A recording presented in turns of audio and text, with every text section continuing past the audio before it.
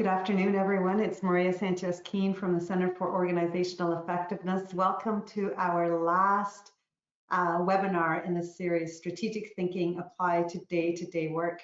I want to start by letting you know that our colleague, Carrie Selkirk, won't be with us today. She was planning to be with us, but unfortunately, her dad is not well, and she's dealing with aspects of end of life. So we keep her in our thoughts and in our prayers today as we start our webinar. And so we really wanted, as we were designing the webinars, we started to really think about the order in which things went and decided that the last session that we wanted to do was on strategy, because we believe that this aspect ties all of the other webinars in some ways together. And so the three areas that we're going to talk about today is what is a strategic plan? For those of you who are new or emerging leaders, you may have been involved in some aspects of strategy, but perhaps not the whole aspect of how a strategic plan comes together for an organization. So we want to spend a little bit of time talking about that. And of course, we're going to present one way. There are many ways of doing this. We then want to spend some time talking about how do we develop a strategic mindset. So even though you may not be in charge of putting the strategic plan together for your organization, as a leader, it's really important for you to begin to think about how you think strategically through decisions, through collaborations, partnerships, all of those aspects. And finally, we're going to end by talking about how can we best support your organization's strategic plan. So what does it look like for you to be in the work that you're doing, big or small, really be thinking about strategy? And so we come to the end. Why end the series with strategy? So think about the things that we've been through over the last year. Incredible. Last March, we started our series by talking about leading through the pandemic. We were just starting that journey, and my goodness, how many of us would have imagined that we'd be here today? We then talked about your why, your reason to lead, and had to do some work related to that. We spent some time talking about what changes for you within an organization when you become a leader or a manager. How do you influence in terms of formal and informal leadership? How do you use your authority, your influence with respect to leadership? We talked about communication basics and the importance of clarity, conciseness, and civility, and really had you work at developing a communication plan. We then spent some time on conflict resolution, something that we know happens in organizations a lot. And the more that you are able to think about and be proactive about how you address conflict, the better off you are as a leader. We then focused on HR essentials, the things that I wish I knew about HR when I first became a leader, and the things that you need to be mindful of as you lead, what it looks like from both the supportive perspective, but also from the perspective of compliance, for example. Then Gerda and I talked about improving outcomes and essential evaluation and quality improvement tools. And we asked you to use that template. We just finished marking some of those papers for you, for those of you who are in the certificate. But really to think about an evaluation mindset and how you think about how you constantly improve the programs that you are working on. We also talked about financial accountability last time, which I know is not the favorite topic of many people, but an important one for you to have an understanding, at least a financial literacy perspective with respect to an organization, and also just thinking about how you might put some budgets together and the aspects that you might want to consider. And so today it is about pulling some of those aspects together and thinking about strategy. So as always, we know how we're going to participate now. We're real pros at this. I'll remind you that you just need to go to your handout and look for the link to the polls that looks like this. And we're actually going to start, as we do, with a poll. And the poll is, what are things that must be considered as an organization develops its strategic plan?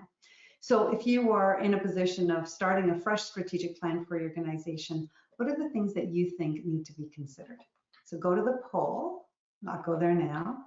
And so remember that, oops, I don't have it open. The way that this works is you provide your answer, and then actually you can stay there because then other people's responses are there. You should be able to respond now. So things that need to be considered. Sorry if it's not up yet. Let me just give it a moment. Had it already. There we go. Oh, and lots of you have already responded. And actually, I really like this new format that they're presenting the polls. So the top parts are here, and then you'll see new responses. So really good, your organization's mission statement and vision. Absolutely. Where are we going? How does it align with organizational values and mandate? What do we want to accomplish? Vision, mission. What is our direction moving forward? Where do we want to go? Yes, your people, the length of the plan, what the mandate is. Yes, what input you're going to be receiving. Environmental changes, who gets involved, who do we serve? Like really good questions, and that's exactly it. Strategy is about going back to the basics. So sometimes we go off in 100 different directions, and sometimes many of us might feel like, you know, I feel like we have mission drift, like we're going in many directions. Sometimes it feels like we might be chasing dollars. And strategy is about, okay, let's refocus. Let's think about this again, where we're going and what's most important to us. So lots of good information that you're articulating here. So keeping all of these aspects in mind, I really thinking about this environmental changes, absolutely. Who gets involved, who participates, a SWOT, which we'll be talking a little bit about today. How do we connect with everyone? Yeah, what are the agent's future goals and how are we going to get there? Great. Lots of good ideas. So I'll ask you to minimize this as we continue, and you should be able to see my slides again as we go forward.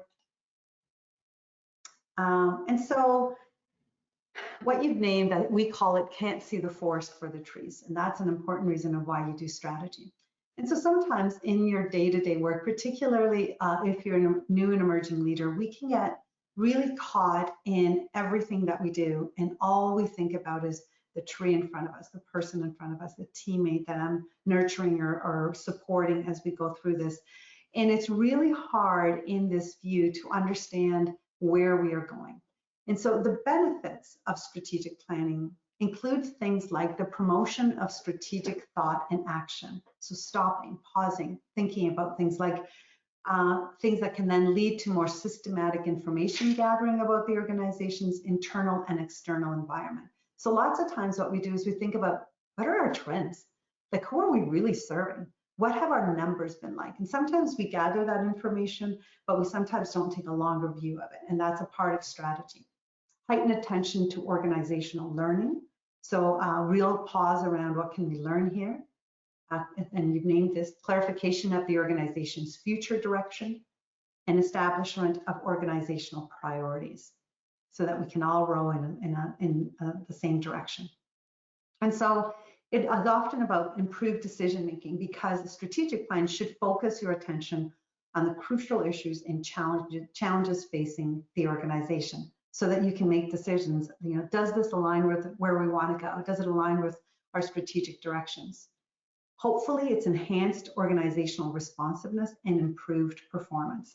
And sometimes it's about letting go of things as opposed to just adding more and more.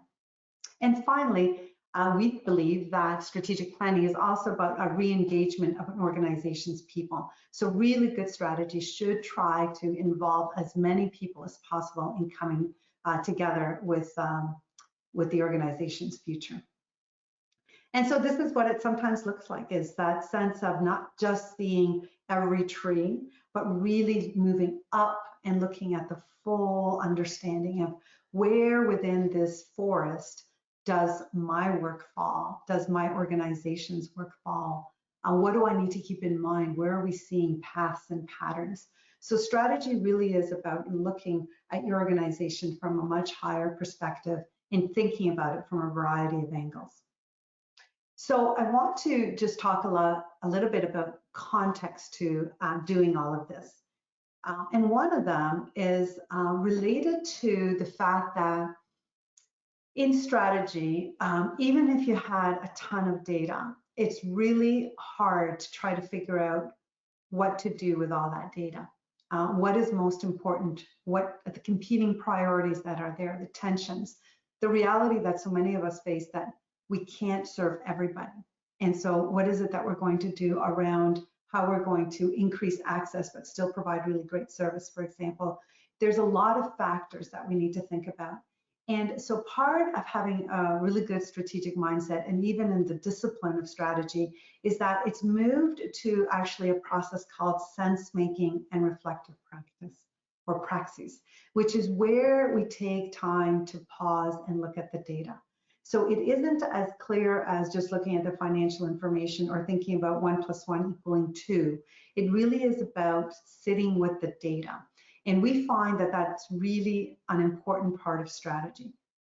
So for example, in different sectors, we're actually hearing this information. So in governance as leadership, for example, which is a really top-end way of governing, some of the things that they talked about is we need time for generative dialogue. So it's precisely because sense making is so subjective.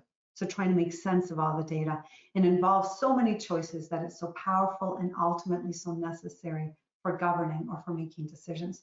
Because as we know, developing a strategic plan belongs to the board. Asking, what do you notice? Trying to make sense of all kinds of informations, of messes and messiness. Another angle, some of you might know the work of Peter Senge. And he talks a lot about the you experience, where we actually let it drop and sink before we make decisions. And a lot of work, you might be familiar with the work of Solutions Labs, which is really about, again, taking all that information and trying to make sense of it. Or the dynamics of strategy in terms of IBM that talk about sense making in a complex and complicated world, the value of order and unorder. So I say this because strategic planning in the most full way is about gathering data, but it's also about sitting with the information and then trying to determine what is best based on the data that we've received. So Mark Wheatley's work, which is an international organizational development guru, I would say, talks about it this way. She says, how we think change happens, and we're going to talk a lot about putting things in boxes and making it neat, with the understanding that it mostly looks like this, that we wish it looked like this, but mostly it looks like this. It's a whole lot of connections and relationships and understanding that all of this context that we see here is what leads us to something simplified. But we don't start in the simple, we start in the complex of gathering as much information as possible so we understand where it is that we want to go. So how do we make sense of all of that? So one of the things that we talk about, and again, from our perspective, really fulsome strategic plan, it's about co-creating our future.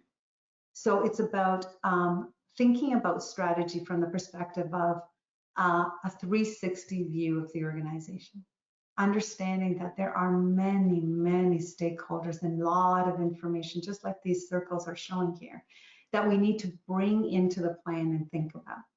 And so the way we try to think about it is a process. And again, this is one way of doing it, but we share it with you for you to think about how does a strategic plan come together. And so we talk about it from the perspective of first discovery. So really looking at it, how we're going to get information from stakeholders, and I'll elaborate on this in a moment, an environmental scan and internal data. So looking at it from all those lenses, and we put that all together in a discovery report that summarizes this. And from there, we suggest that you host a summit. And that summit includes leadership and staff, and of course the board. And together you review this information and determine what of all the stuff that we've done is most important. And that's that you experience, that thinking, that reflective practice, that then moves to the board to develop very specific strategies, and then a comprehensive, actionable strategic plan with some recommendations that impact things like financial, HR, organizational resources, and potentially facilities. But we have confidence in our strategy formulation here because we know we've taken a fulsome look behind and around us to understand what's most significant and important. So again, this is one way to look at that, that journey. I want to focus a little bit here on this discovery piece because it's often the piece that may not be fully understood, or the value of it may not be fully understood. And so we talk about this, and this was a quote right at the beginning, that often in not-for-profits, the the dilemma that you have is not between good and bad. Those choices we can make. The dilemma that we have is the distinction or trying to make the decision between good and best. We do good work, but is it the best work that we can do? And having a strategic mindset and a strategic plan is about determining the best work that an organization can do, that a team can do, that you as a leader can do. And how we get to that is we think about influencers within our organization that help us determine that. So we have to look at the environment. What's the context, right? So if you, for example, are developing a strategic plan now, we have to take into account what is the context of COVID? What is the context of mental health? What is the context of ministry transformations that might be happening? Those are all environmental things that we need to think about as we think about strategy. And then a piece that's often missed is internal. It's looking at the internal data. So what pressure points do we have that we need to think about? So are we having to really make investments in IT to move us forward, for example? What's the data telling us about who we're serving? Are we actually serving the people that we're supposed to be serving? That's internal data. What's our HR data telling us about staff satisfaction, about some key HR indicators that will help us understand how we're doing internally? And finally, as important, and one that I think is really critical, is hearing the voices of stakeholders. What are the people that you serve saying about your services? What are your partners saying? What's the community saying? All of the different voices, staff, of course, leaders, board. And so it's all of these things, looking at it a 360 perspective, of course, anchored, and you said it well, in mission, vision, and values. And so the sweet spot is what we're looking at, is what is the best work that we can be doing? We do a lot of good work. What is the best work that we can do? And sometimes, as I mentioned, it's about letting go, not just adding. And this is a very hard thing for nonprofits to do, is to think about what we need to let go. But sometimes we need to do that in order to serve the best and do the best work that we can. So I want you to keep that in mind as you think about your strategic mindset as well. And so I'm just going to ask you a quick question on a poll. So go back to your link if you don't mind. And the question is this. If I can get it there. What are things that are often missed when developing an organizational strategic plan? So of all the things that I talked about, what do you think is often missed? Give you a moment.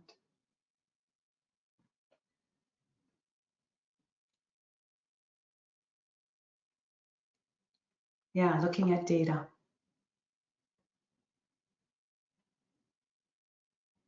Yeah, organizing data. Good one. Complications that could arise during implementation. Yeah, I find it's easy to see it on paper, harder to actually deliver on it. Change within the environment. Yeah, how do you prepare for that thing, those changes, in order to be really effective? Input from program participants, the population you're serving. Yeah. And of course, that could be through stuff that you've done through the year, or it could be that you want very specific pieces from young people, from clients, from older individuals, having a realistic point of view. Yeah, making it doable. Succession planning, good one. Yeah, and so again, if you look internally and you even look at things like, we sometimes pull just age of staff, we sometimes pull, because and separate age of staff from age of leaders, because that sometimes is a really important piece of information that will help us understand how critical succession planning is. So good example there. Robust stakeholder feedback, yeah. Input engagement from employees, yeah. And what I find is when you don't have input from employees, it's hard for them to then be the ones that implement the plan. Now, it's not always possible. Sometimes you need representatives, but there are good things that you can do to be sure that employee input is included. Input from the wrong stakeholders. That's interesting. And as I see that, one of the things that is really hard to do, but really helpful if you can, is look at who's not coming to your service. And again, that might come from doing some focus groups or some interviews with people who serve the same population in another organization and asking why or why they're not coming. Really good ideas. So things that you need to keep in mind, thank you for that as we go forward.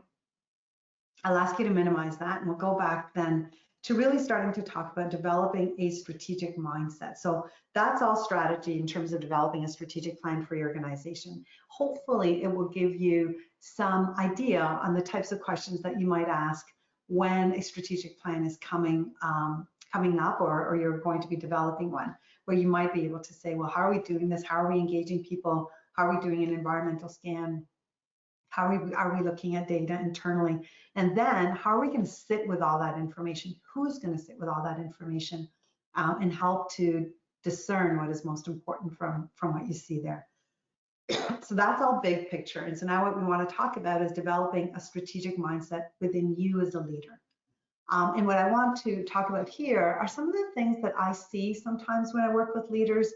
And I invite you to think about those from your perspective and from the work that you do.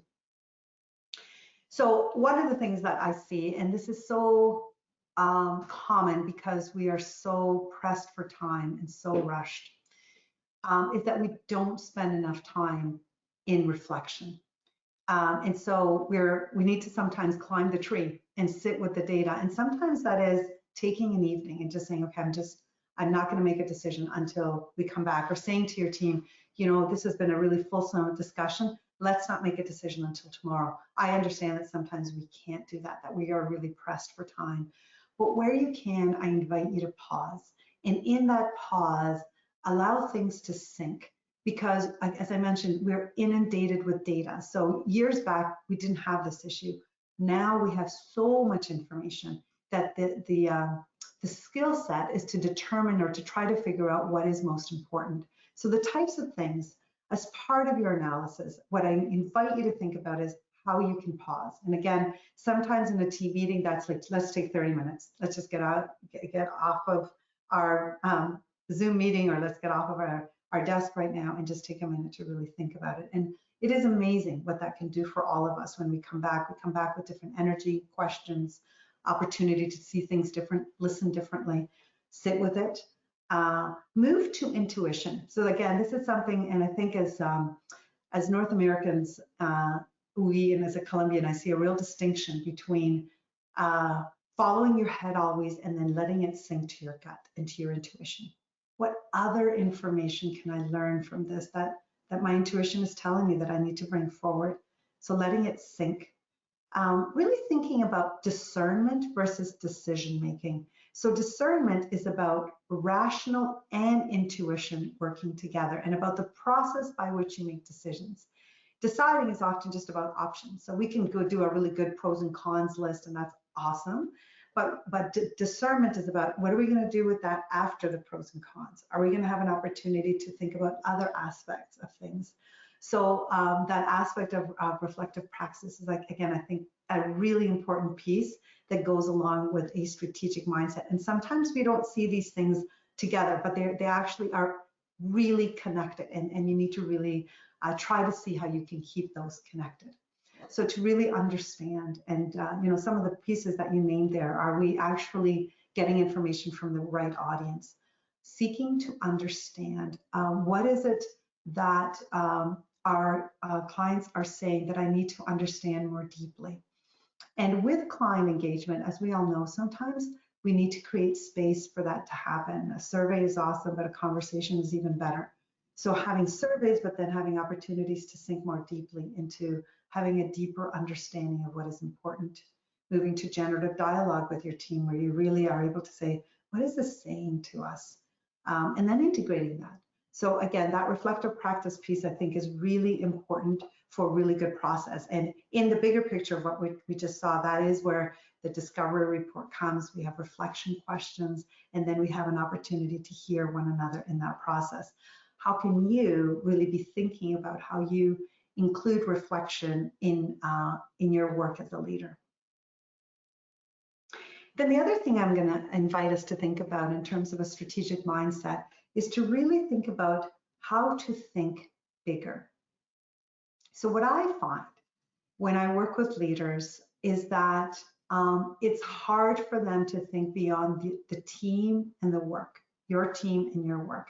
So there might be leaders who are invited into a conversation, but of course you have to be thinking about your team and your work, but I invite you to nudge past that, to really be thinking more broadly, to be thinking from a systems perspective. And that's a really good skill in terms of a strategic mindset. So to move from defending or protecting to seeing the goal of the whole organization. So sometimes what I also see is a competition between leaders to protect their peace. And what we need to be thinking about is if I'm a strategic thinker in this organization, I'm also able to not just see my piece, but your piece and that piece and the interrelationship between these pieces, so that I can make bridges and connections to the bigger aspects of the work.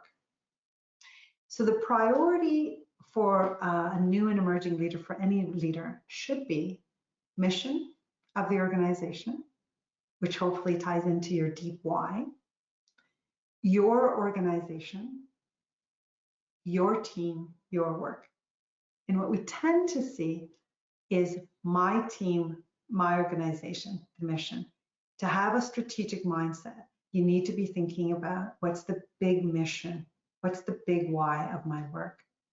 And then I have to be representing and working for the full organization.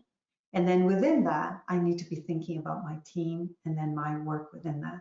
So I invite you to think about how a strategic mindset is about prioritizing in that order and thinking about how I expand boundaries. And if you remember, that's part of the work of good influence, is making those connections and those relationships that cross boundaries. So really think about next time you go into a meeting, am I coming always from a place of defending my piece and making sure that my budget isn't going to be cut and I'm not going to share information, or am I coming from a place and a culture that actually invites a much broader perspective and a sense of the work? And then, of course, I invite you to think about the 3 lenses. So in any decision, do I have the environmental data that I need? What more do I need to find out? Have we heard enough from the people that use the service, from our community partners, from funders, for example? And what's the internal data telling me? So I often, when I think about decisions, big decisions, I think about, am I reflecting enough? Do I have to pause, take time, not answer the email right away, sit with it? And am I thinking about these 3 lenses so that I have enough information to make the best decision for my organization? Okay. So now you have to imagine that now I'm Carrie. Carrie right here. Because now Carrie and I will now probably not do it justice, but I'll do what I can. We really wanted in this part to really start thinking then about how do these pieces come together. So I've talked about this forest that we have to come up and see it. And then many of you are actually at the trees, like you're a tree, or you're actually in charge of a few trees. And so the tension is to try to think about, okay, how do I plant my tree and do really good forest management planning so that within the context of the bigger forest, how do I understand how my work aligns to the organization's strategy? And how do I help my team understand how this would happen and how that happens? And a really good strategic plan will have a place for everybody to see themselves. And so that's part of a good lens by which strategic priorities are selected, is can staff see themselves? And it's not that they have to see themselves everywhere or have their program named for them to see themselves, but they should be able to see themselves as active contributors to the direction in which the organization is going. And so for many, many new emerging leaders, middle management, even senior leaders, it's this balance between I need to nurture the tree, think about how I need to fertilize, always in the context of the big picture. So how do we do that with our teams? How do we help them understand that the work that they do matters, not just to the people they serve, but to the organization, because it aligns with where we need to go? And so part of it is understanding that your role as a leader is to show them where you're going, which might be represented here by the iPad, in addition to the roadmap that links it all together. So it's important for you to document and communicate how the work of your team aligns with the strategic plan. So if you're not seeing it, then you need to make it obvious for your team. You need to say, here's how our work touches that. And if you're not seeing it, then as leaders, you need to be thinking about, how do I make sure that people see their work connected to it?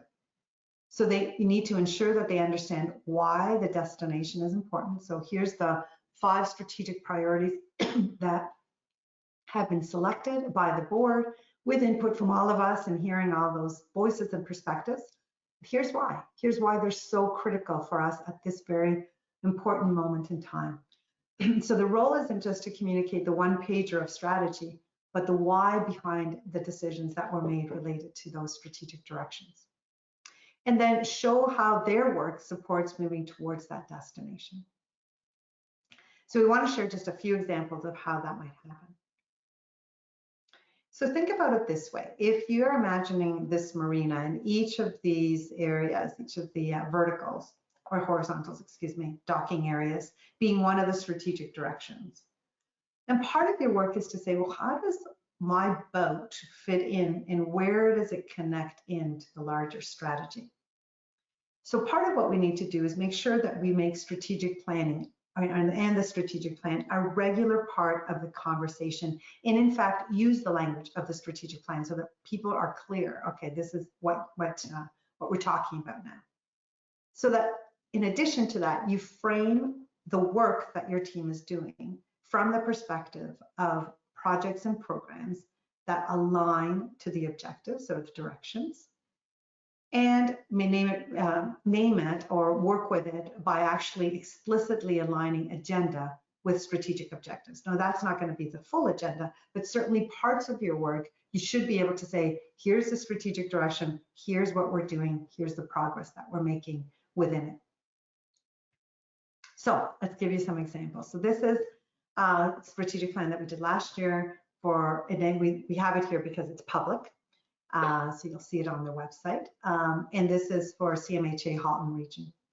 And so here you'll see that the way that they did it was a matrix. So you see access, quality, and capacity, and then health equity, our people and culture, collaboration, and integration. So if I was team lead or working with my team, I might be thinking about the agenda items that I have and how they fit into the strategic directions.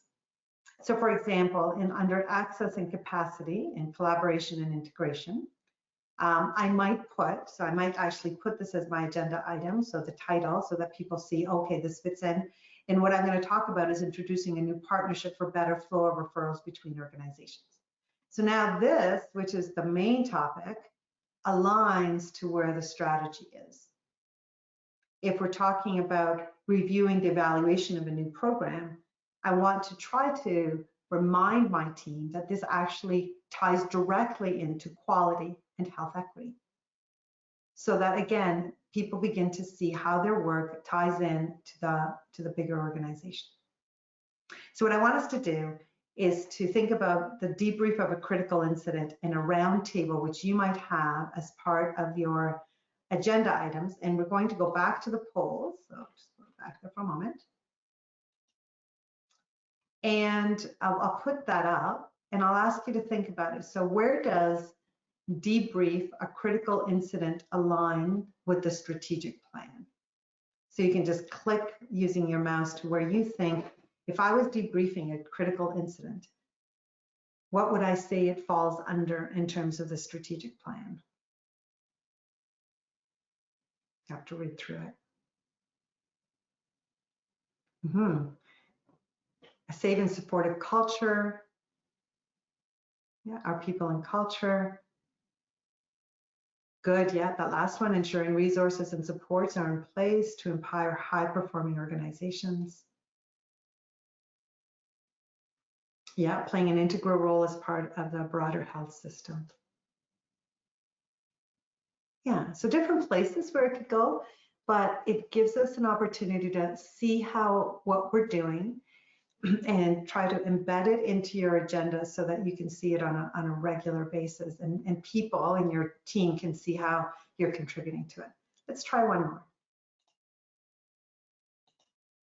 So this one here has to do with a round table. Where do you put that in terms of aligning to the strategic plan?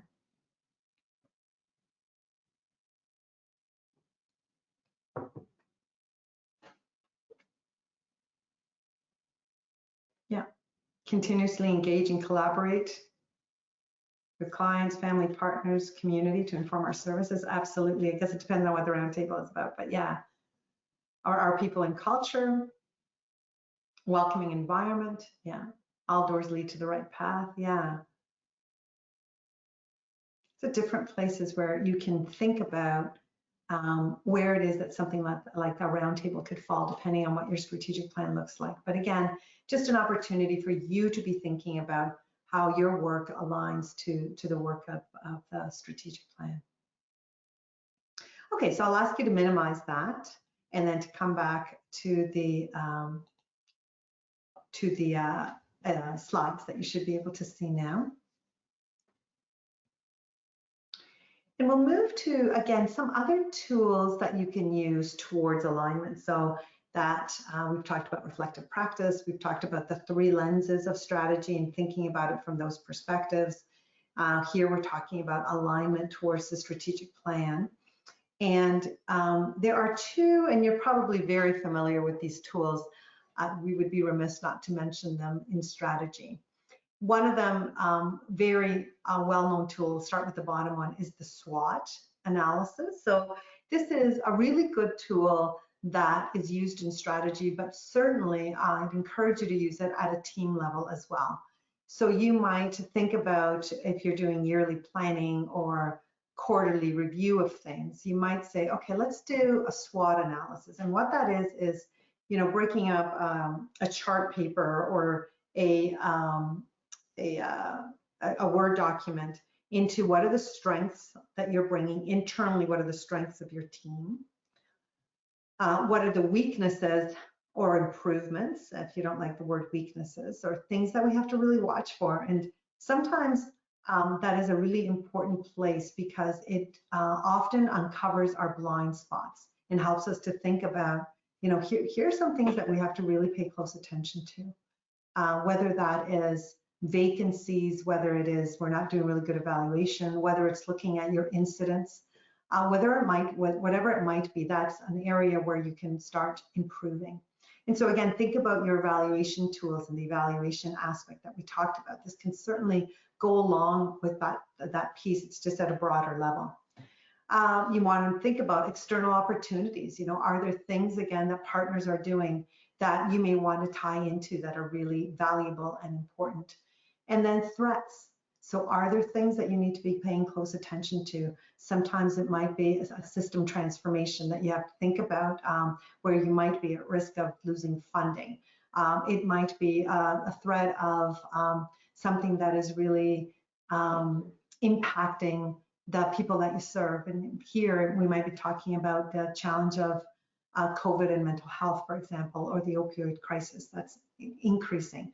Those types of things that you need to be paying close attention to. So doing a SWOT analysis can be done for the big organizational strategic planning, but it's a really good tool for you to be thinking about using once a quarter, once a year with your team, to be thinking about, you know, what is our work and how does that information again tie back into the strategic plan.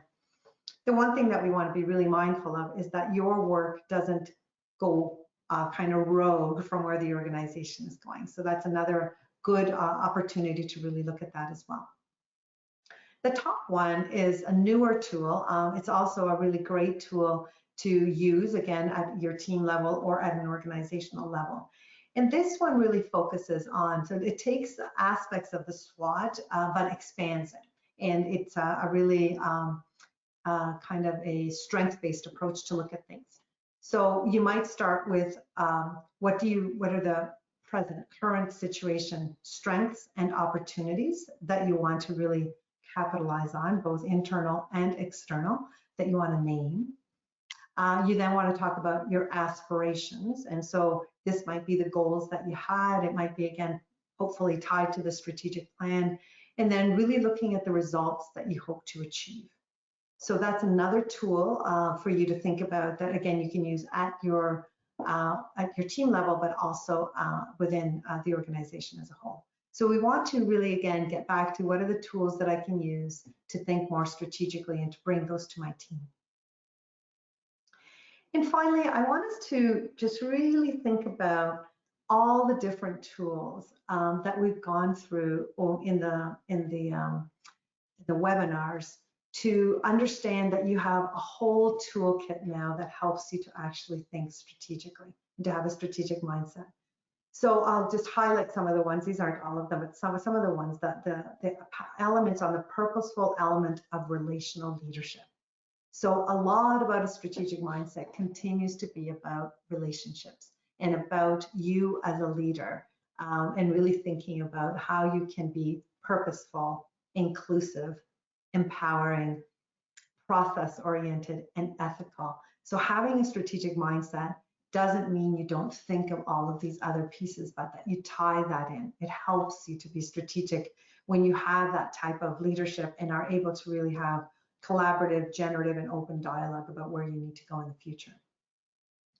A tool right at the beginning that we talked about, your why, a reflection exercise. I mentioned to you that this is a really good tool to use with your team as well in terms of progress. So that's another tool that you have in your toolkit. And in fact, a lot of you in your papers, if you were doing the certificate, talked about using this tool, not only currently for yourself, but also with your team. And some of the great questions there, not sure if you can read them, but what went well last week? What didn't go so well? What are the priorities for this week? And again, hopefully tied to the strategic plan of the organization. And what are some ways we can continue to focus on goals and tackle this week's priorities? So really helpful, almost mini quality improvement tools that you can use throughout, but we don't want you to forget all the different things as we tie this all together. Again, remembering all the evaluation tools that you have at your disposal to think about strategy and evaluation. The idea that you're needing to communicate with your team constantly and really reflect on what it is that the message needs to be, communication tools that you've developed. And then thinking about the conflict pieces, because of course we can always think about how we can improve around the SCARF model is the example provided here, the elements that are status, certainty, autonomy, relatedness, and fairness, and how we do that as we think about strategy. So remember that you have all those tools at your disposal. And so really the webinar series brings it all together, and this session particularly is meant to tie it all together. So it is about, we hope it's been about growing, learning, and achieving success for you, for your team, and for your organization. So we've broken it down into your mindset, your why, and your organization's why through the strategic plan, being a leader and a manager and what that means, your evaluation and your strategic mindset, all the stuff that we talked about in terms of HR and your finances, are your knowledge, and your skills, including supporting change through influence, communication, and conflict resolution. And so what we'd like to do for a bit of the rest of the time is we would love to know what this was like for you. This is the first time that we've done this this webinar series. It certainly came at an interesting time because of COVID. We couldn't have done it any other way. But we've been receiving feedback from others that they're hoping that we'll run the webinar series again for those who weren't able to join, or again for an organization that wants to continue to offer it. So we'd like to hear your feedback, if that's okay. So we're going to go back to the polls just for that aspect of it. So if you could, for as many of you could go back to the polls, we'd appreciate it. Again, that's going back to your handout, clicking on the link. And so the first question is, and please be honest, it won't hurt our feelings.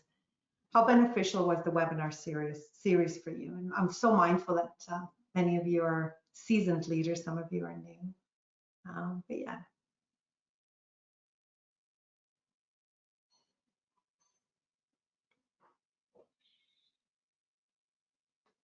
Just give you a minute.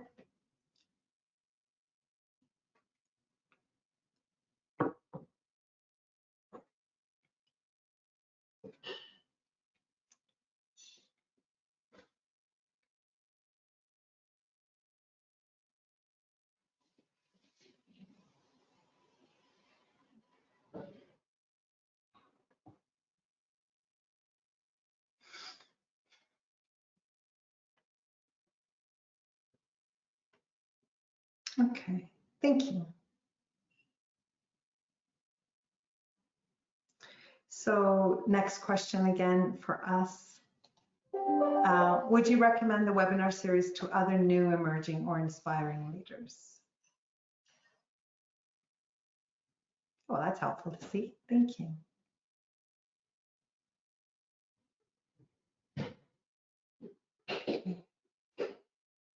Good, helpful. We wanted to, again, get your feedback as we think about whether or not we go back out with it. So thank you.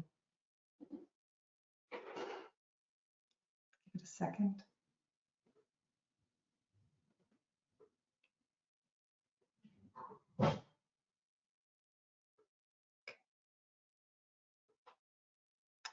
A little bit harder. What are 3 things that you've learned from the series? Just helpful for us to know. It really struck you. What was helpful? 3 things that you've learned from the series. Made you think.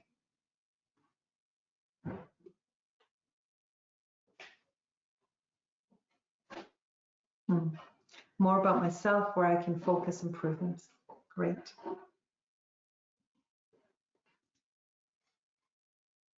More about my organization beyond clinical level. Yeah, awesome. That I'm actually doing okay. That's awesome. Conflict resolution topic. Leadership through communication styles. Back to my why. Great. Scarf my why. Financial literacy. Different approaches to leadership. Areas to look at more closely. Great. Revisit my why. Organizations need to give middle managers more time to lead beyond their daily work. Thank you. Yeah. How to tie organizational strategies to everyday work for my team. Do it this way and see if it helps.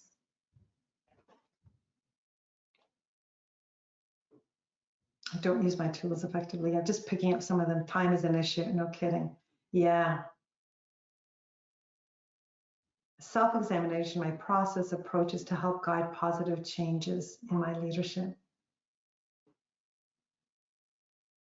Refreshing process for my career path. Great. How we are all a team. Intuition is valued.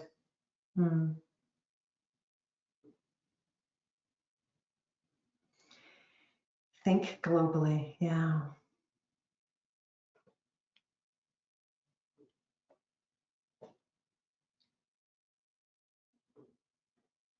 Good. Just seeing more answers coming up.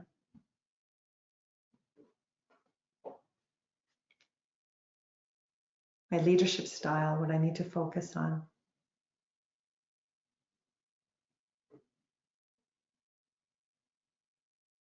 Clear difference between leadership and management.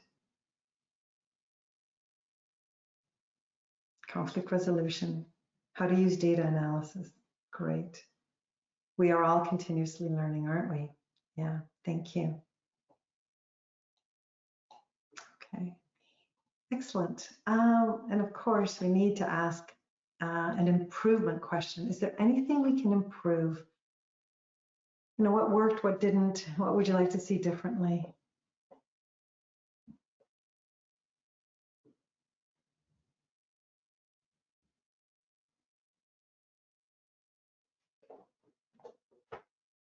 Okay, some homework time consuming. Okay, thank you.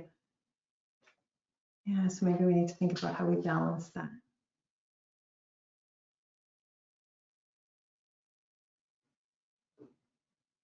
Okay, more fulsome feedback on certificate answers. Thank you.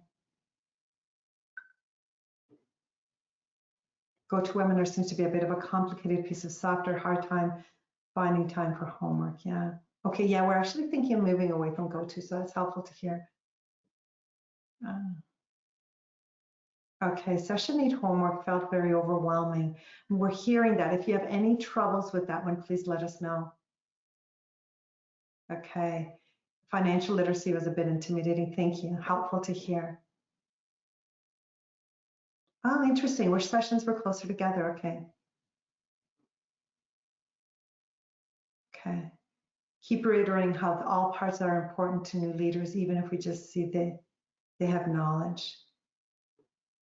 I like that again. Empathize consulting with those in your org that have expertise. Yeah, thank you. We'll keep bringing that forward. Pre-work, perhaps. Oh, interesting. Now that we have them done, we could probably do that. Thank you. Yeah, the lack of time to complete. It's true. It's hard. They gave up the certification.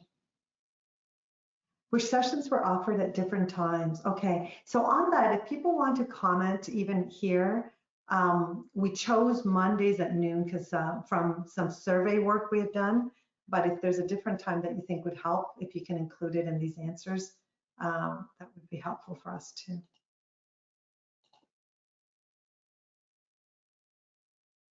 So some other things we're hearing here.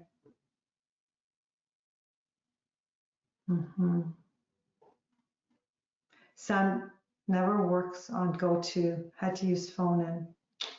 Thank you. Helpful to hear, just so that we can try to figure that out. Okay, time of session this hour is my only time to get a break. Thank you. Recordings helped, great. Okay, this is so helpful. We very much appreciate the feedback on this. So I'll ask you to minimize. I'm going to go back to the slides just for a moment, and we'll finish with one final piece. So for those of you who are doing the certificate, it's due March 22nd, 3 pages maximum, and hopefully this will be maybe less intimidating than the financial piece if it was that for you. So we want you to analyze the way that the strategic plan was developed in your organization with what you've learned about strategic plans. What did you do well as an organization? What can you do differently next time? And then 2 to 3 things that you can do to develop a strategic mindset and align your work and the work of your team with the organization's strategic plan. So hopefully the information that we provided, of course, will help you respond to those things. So on that note, I think Kathleen is on. I know, of course, Carrie isn't, but Kathleen, if you can come on, and I don't know, Gerda, if you're still here. I know she has to go as well, but if you want to come on camera, there's Gerda and Kathleen. So we want to, we'll break with a final, how are you leaving the session, but we wanted to say thank you for joining us, for giving us feedback, for participating. Certainly last year it was our 20th anniversary and we wanted to do this, but we want to say to you, thank you. Kathleen and Gerda, any final words? Good, all right. Well, thanks for that. And so again, back to the last poll, if you can go back, and that is, how are you leaving? What's one word to describe how you're leaving our session? You can do that. And again, we thank you. You can see the responses.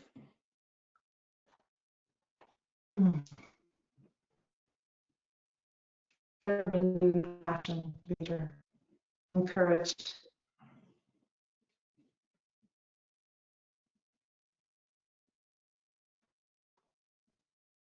Grateful, accomplished, inspired.